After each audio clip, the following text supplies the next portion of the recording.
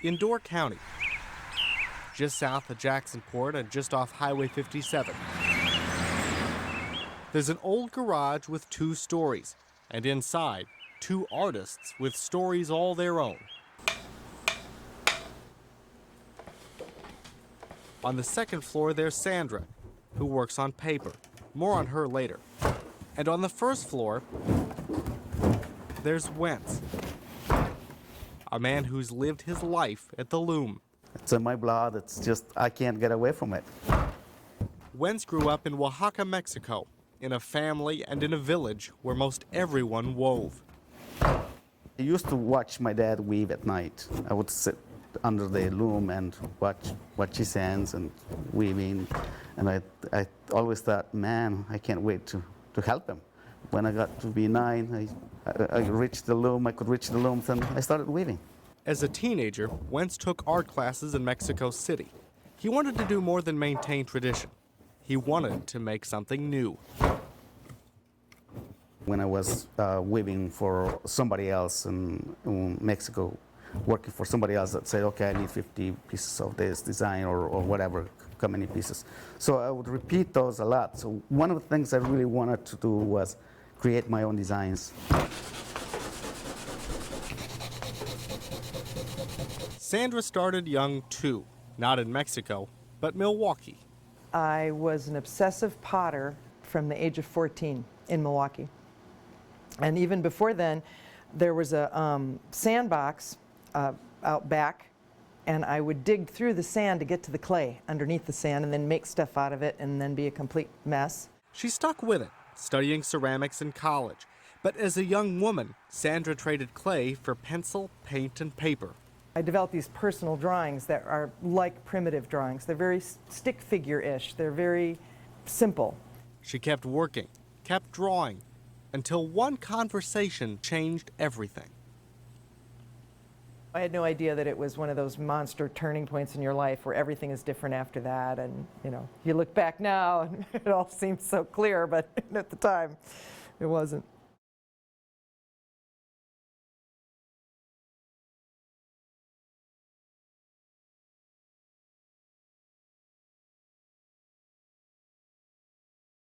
I was in Chicago and my girlfriend from college said, I've been to this incredible village where they are incredible weavers and they could weave anything. And I think your drawings would look really cool as a weaving. So give me one and I'll take it there.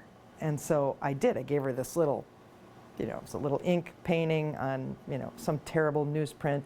Days later, that newsprint turned up at Wentz's family business. I said, man, that looks very interesting. So I said, okay, I'm going to do that. And so I wove that piece, and, you know, after we finished it, we shipped it back to the U.S. 6 months later, this thing arrives that's 4 by 6 feet from this little painting.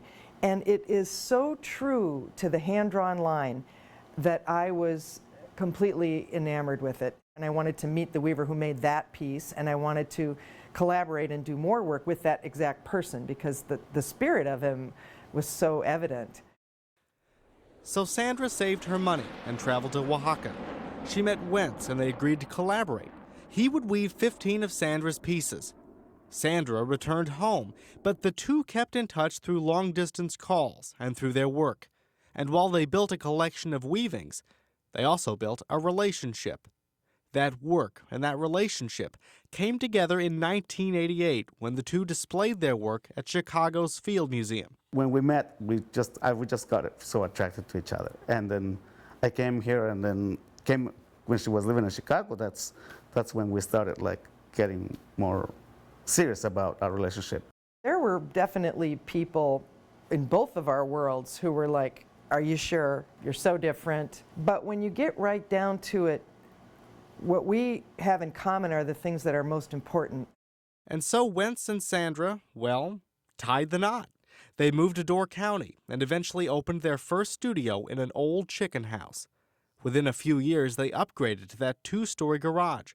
And along the way, they developed the kind of collaboration few can match. Really, from the minute we met, we just felt like we were connected at the hip. Their weavings have gained national attention.